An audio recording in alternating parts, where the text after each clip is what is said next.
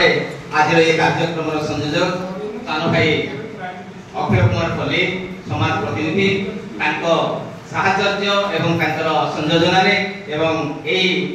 आयोजक अनुष्ठान श्री लोकनाथ देव मानसिंह विद्यापीठर प्रधान शिक्षक महोदय गुना महतो सार सहयोग आम अनेक पाख चिलिका ब्लॉक अनेक प्रधान शिक्षक को पाइचे आम से स्कूल छात्र छात्री को पाइचे जो माने कि तमे माने हम पाखरे आज उपवेशन होइचे प्रतियोगिता जेते बळे हुए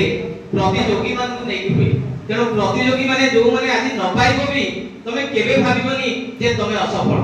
तमर जो साहस तमे जो एति समय देइछ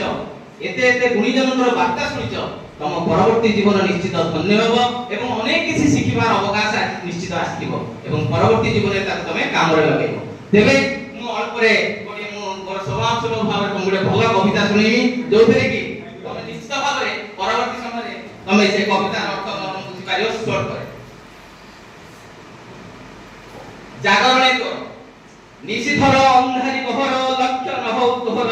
असहाय अवसादे भांगी तू पड़ना धैर्य रखी जिताओ अमूल्य जीवन तोहर तो भीतर अंधार को तुई दूरीभूत कर जेणु तू निजे अटू प्रकाश तोहर मुक्त कर तोर अंतर ईश्वर फटी जाऊ अमांधकार जानी अजଣା रह नाही परिचय तोर विस्तरिछि अनंत आकाश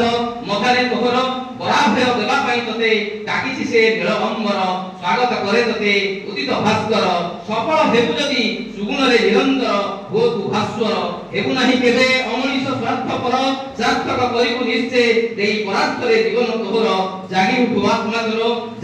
आत्मा तोर पुलकित हेबु सकल पुराण जागरणे तोर